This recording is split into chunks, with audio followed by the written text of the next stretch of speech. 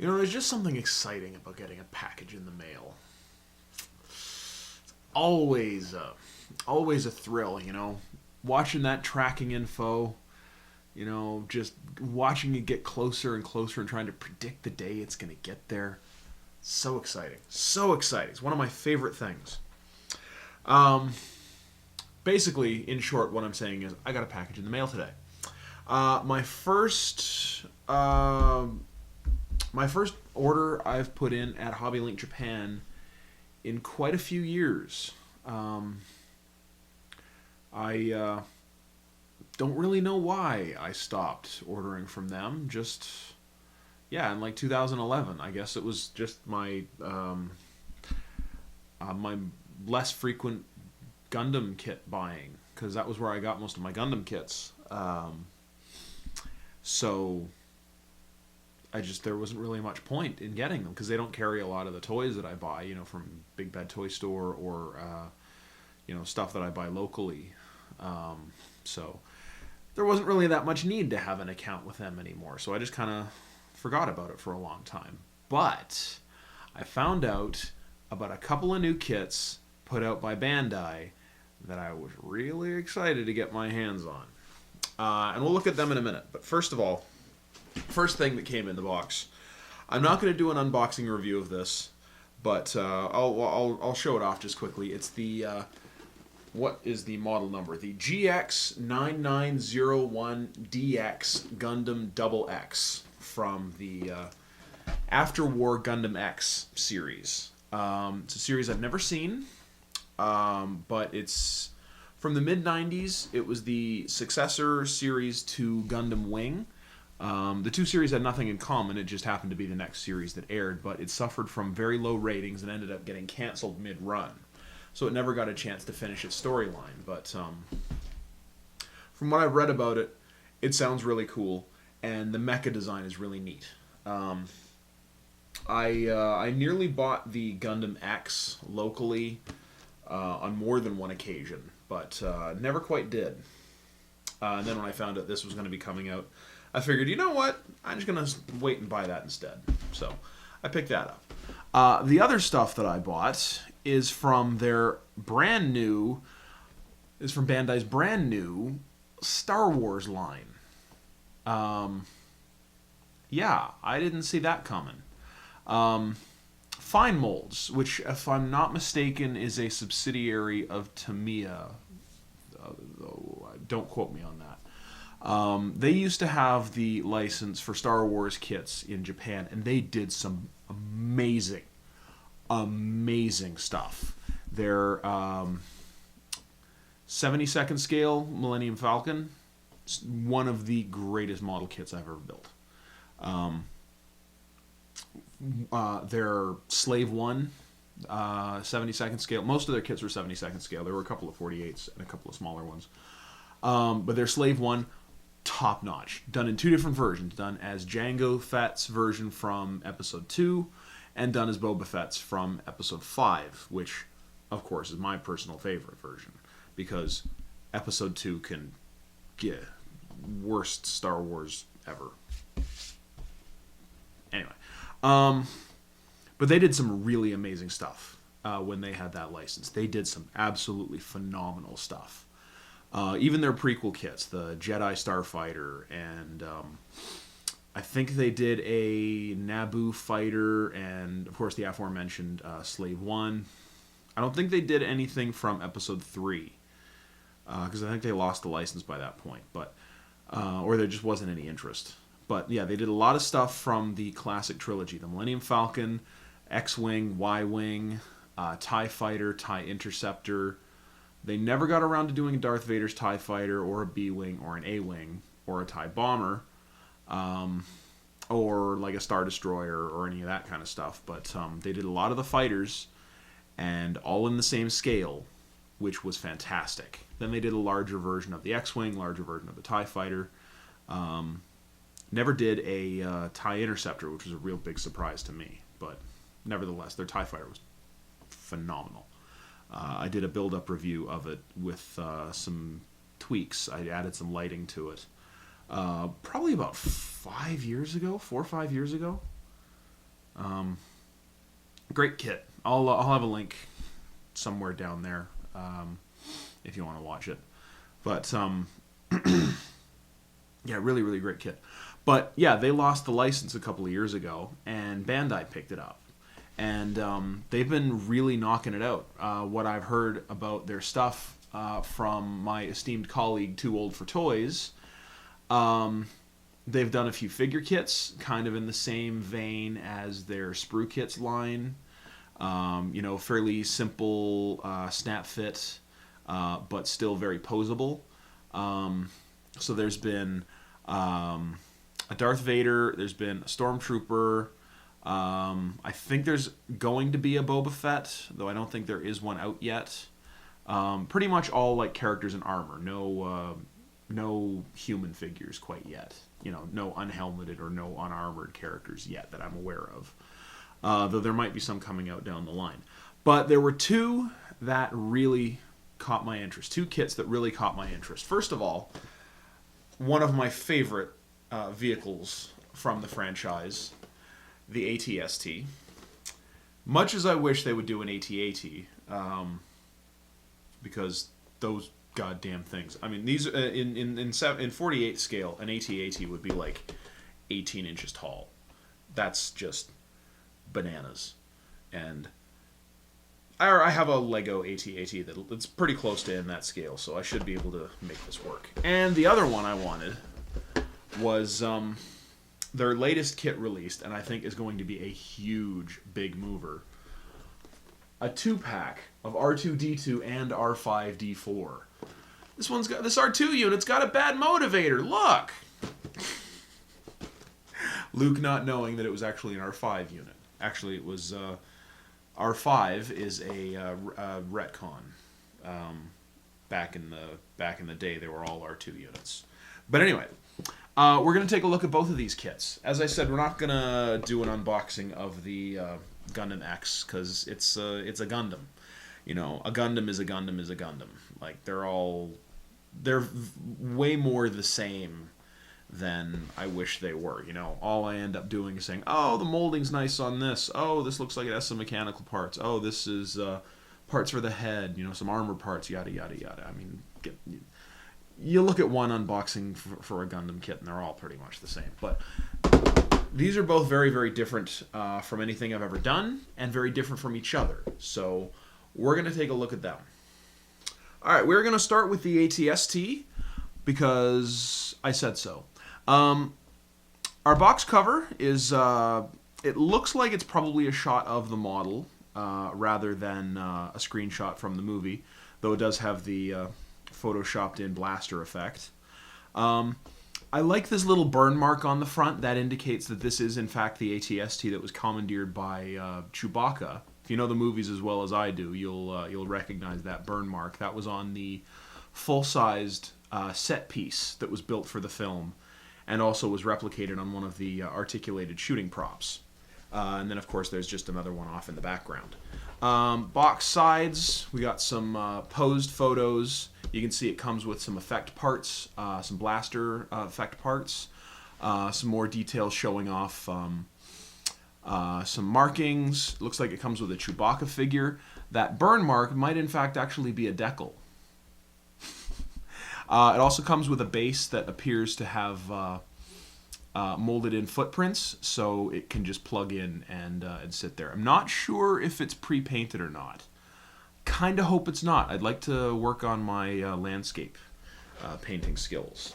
Other side, there's not a lot of color text on here. I mean, not that I could read it anyway, but just a lot of the same other photographs, and that's all there is to say. Box bottom is just plain blank black. I'm going to start with the decal sheet. We got some Imperial logos in black and white, and like I said, that burn mark is in fact a decal. So that's kind of cool. We're starting off with our parts. We've got some leg parts. We've got our pilot figure. This is probably a matched pair. There's probably two of this runner because the AT-ST does in fact have both a driver and a gunner, and of course having two legs. Not sure what some of these mechanical parts are. This actually looks like it was probably taken from a TIE Fighter model. That looks very much like the same kind of shape and molded detail that a TIE Fighter model had. So maybe when they were building the shooting prop, they had cannibalized kits of their own ships, much like they had done from like battleships and tanks for the original Star Wars back in '77. We got some more mechanical bits. We got our Chewbacca figure. Looks good. The molding on his face is really, really great. You can see it's very clearly based on the mask from Return of the Jedi, which was very slightly different. He had heavier hair on his brow, which you can see is clearly molded on there. It's a really nice touch. We got some ball jointed. These are probably hip parts. Not sure if there's any polycaps with this set. Some hip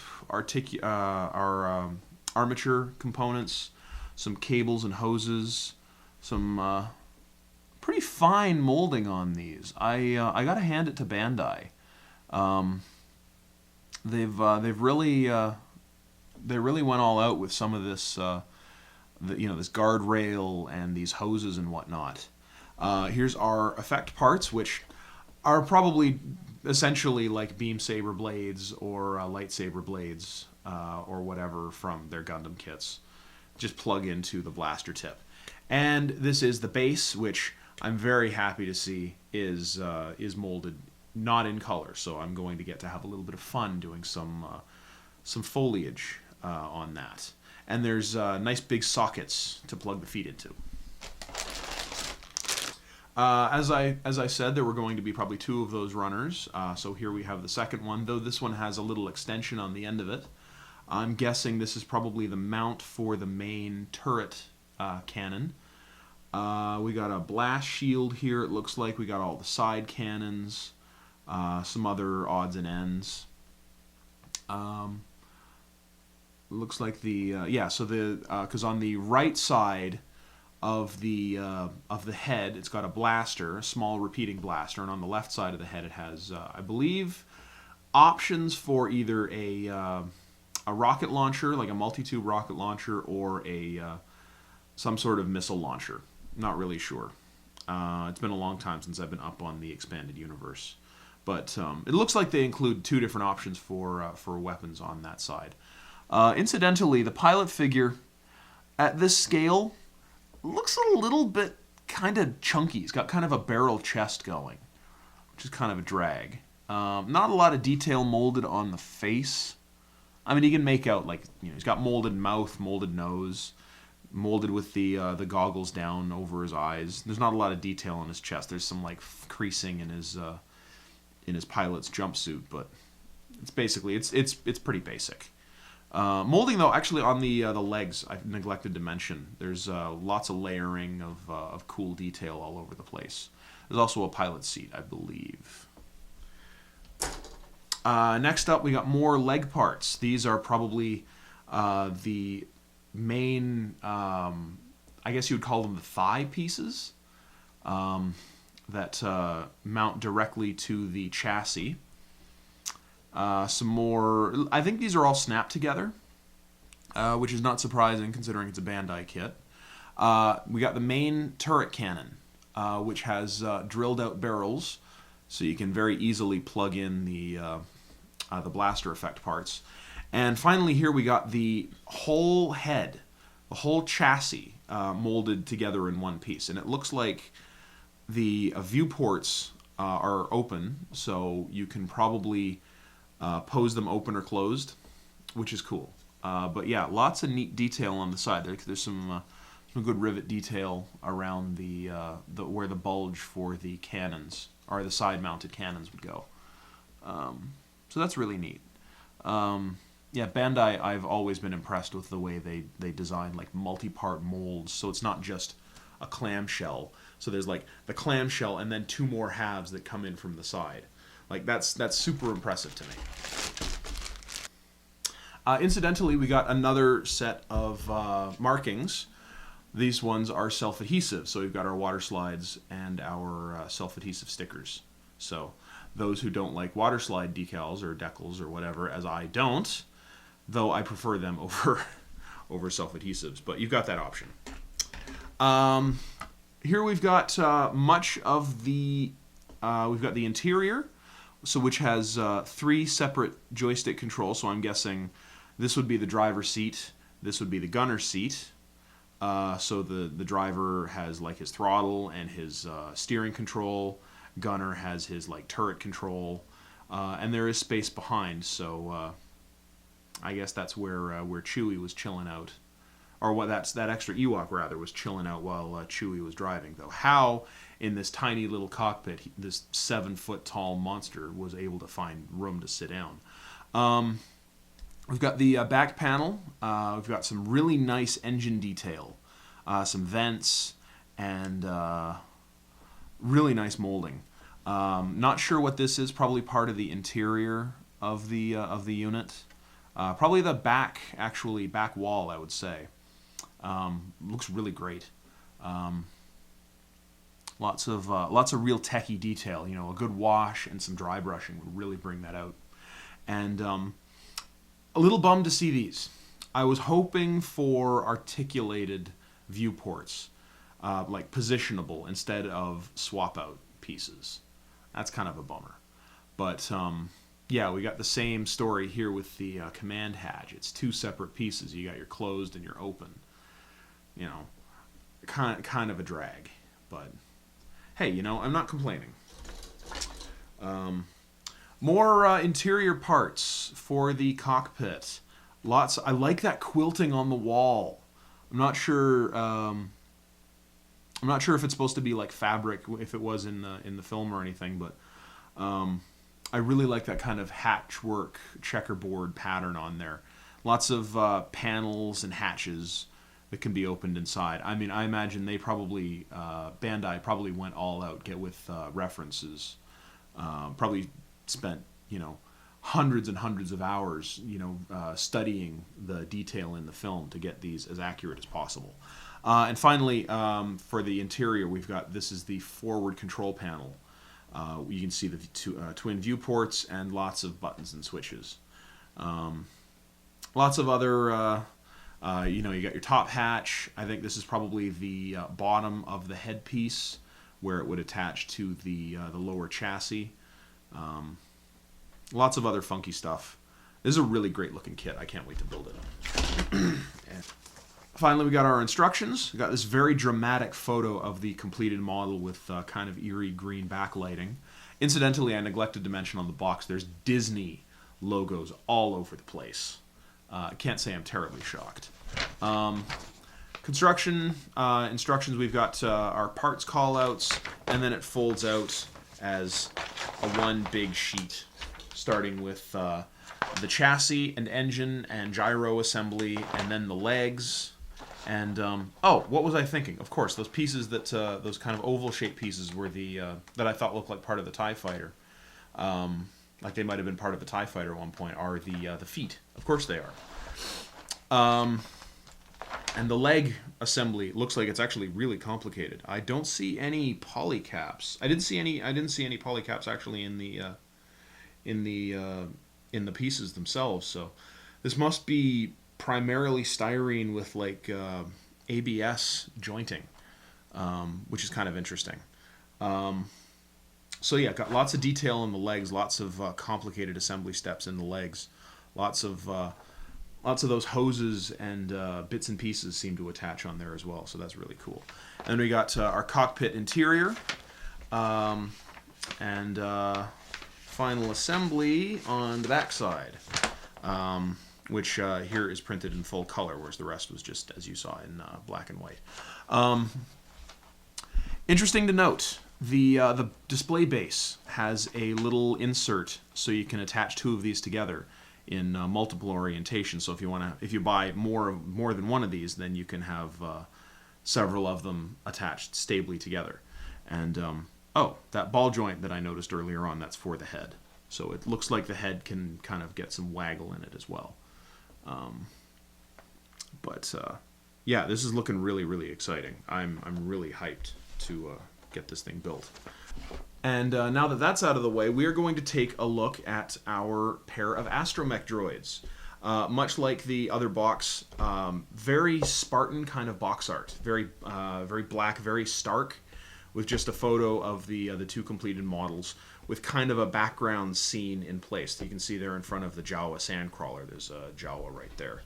Box bottom side just has same kind of design, just some photos of the assembled models, showing off some of their action features like the hinged ankles and extended third leg, plus lots of swap-out modules, cameras, and other sensors that R2 is famous for having.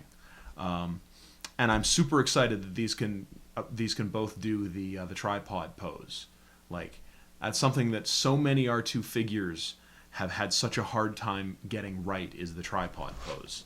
Other side, just got some other color photos of the two completed models.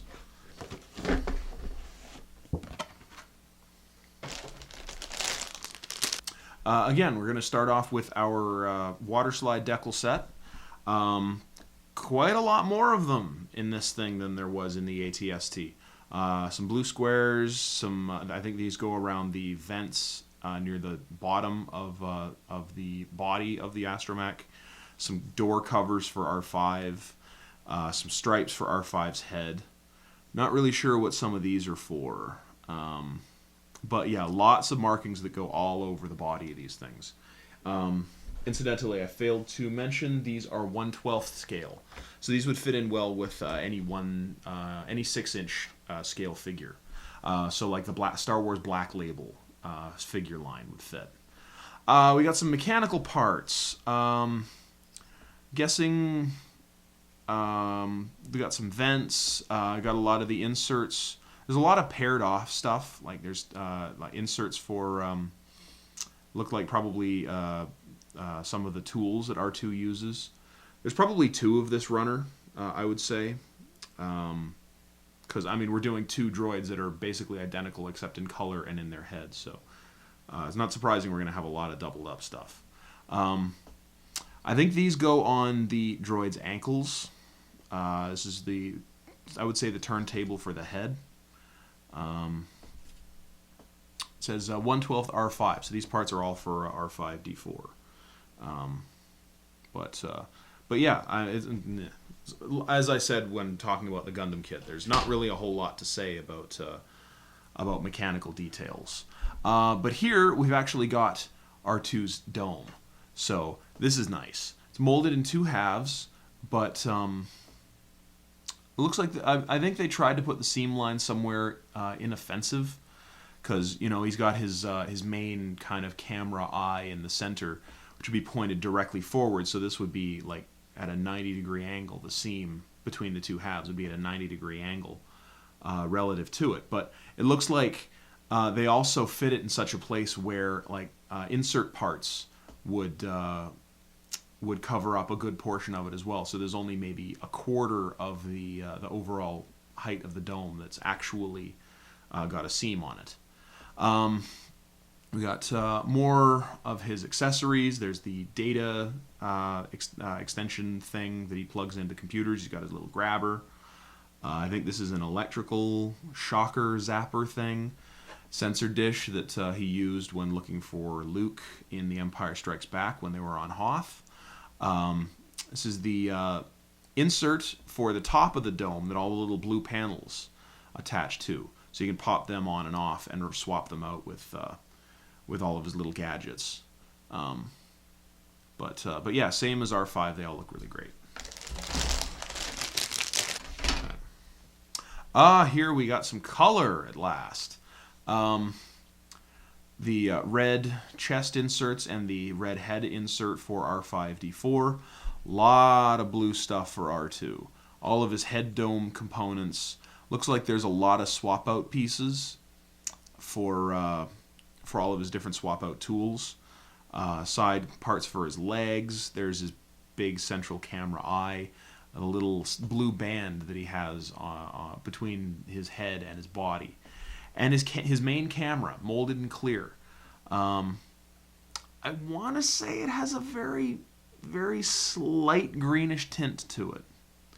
I mean, it's smoky gray plastic, but looking through it at my white table here, I kind of have like the slightest hint of green to it, and a lot of gold little bits. I think these are for the hoses on their ankles and R5-D4's antenna. I really hope there's a pop-up panel representing his bad motivator. I think we're going to have two of this one. Main body, obviously. Leg parts, more leg parts. Ankle pieces. Actually, if I got another one of these, I think this would make a really great Death Star, the little mouse droid. The little thing that Chewie screamed at and skittered away in terror. Yeah, paint one of these black and do a little bit of tweaking to the molding. It would look really great. Some other odds and ends. I'm not quite sure what this is supposed to be, but it's molded open on one end, so there's clearly supposed to be something that inserts into it. So I'm not sure what it is, but yeah, great detailing on the legs and body and everything here. And again, like the AT-ST, we've got our self-adhesive stickers to match our water slides.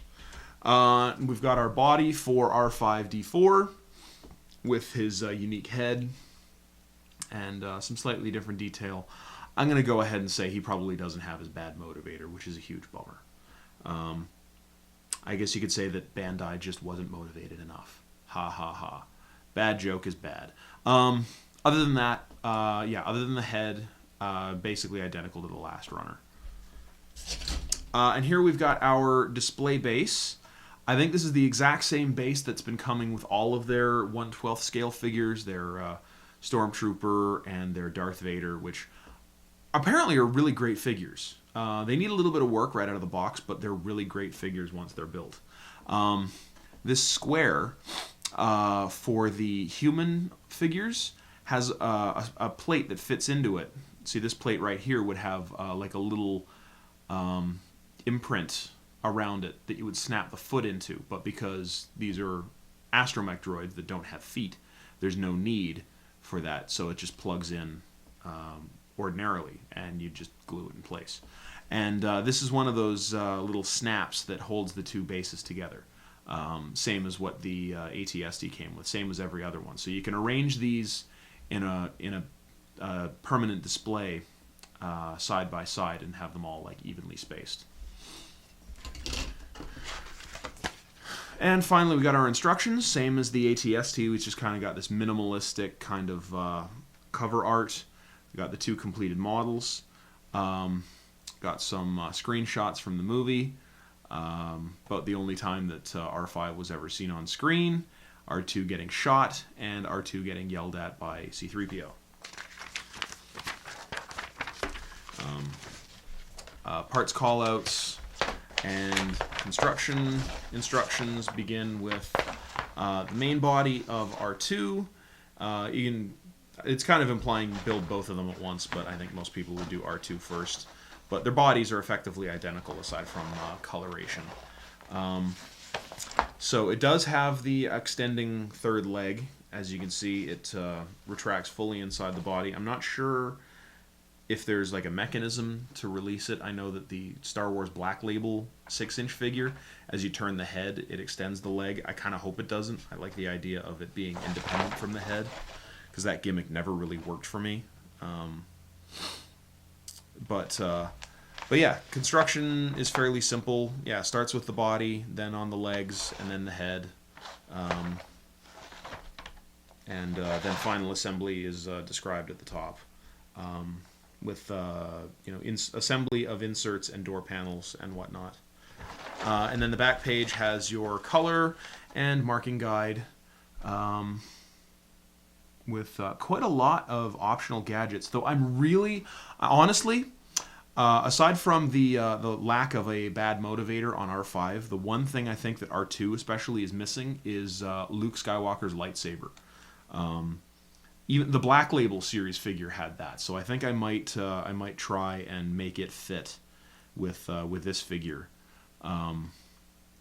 because that's one of my favorite scenes in the whole movie is the sail barge assault, or in the whole trilogy is the sail barge assault, where R2 has Luke's lightsaber stashed and then just launches it, and Luke catches it and just raises all kinds of hell. But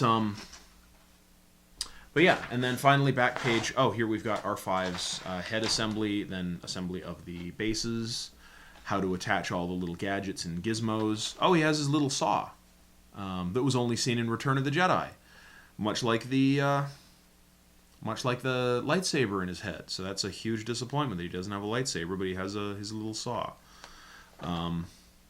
And here it's suggested that the best way to extend the third leg is to pop his head off. That's kind of a drag, but at least it's a less obtrusive gimmick to me than twisting the head, because having to ratchet the whole gimmick was always a pain in the butt to me. But anyway, so I have nothing but respect for Bandai. I've always loved their stuff. The evolution of the way they do models over especially the last 15 years, basically since I started building Gundam in around 2000, they've come so far. It's amazing.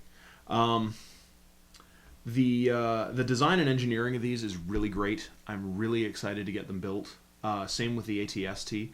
I gotta hand it to them. I mean, without having assembled anything yet, I can't say for sure how much I'm going to like them, but just looking at the engineering of them, just looking at how they're assembled, aside from a few little quibbles like the way the foot extends, though, like I said, I mean, it's a lot better than having a ratcheting gimmick, or God forbid, a lever that, is hidden in the droid's back or something. There's a lot worse ways they could have done it than having to pop the head off. But, yeah, little things like that. I don't mind that there's no rolling wheels on the bottom of their feet. That doesn't bother me at all, because you seldom ever see the bottom of their feet. And even in the movies, when you do see the bottom of their feet, I don't know if you ever actually see wheels on the bottom of them. There's only a couple of times you ever do. I'd have to double check, but anyway. But yeah, both of these kits, or technically all three of these kits, just look fantastic, and I cannot wait to get some work done on them. I won't be doing build-up reviews of them because they're too simple. I'll have these all built probably inside of about an hour a piece. Though I did honestly quite enjoy doing that build-up of the Pokemon figures. That was actually a lot of fun, even though nobody's really watching them. Curses.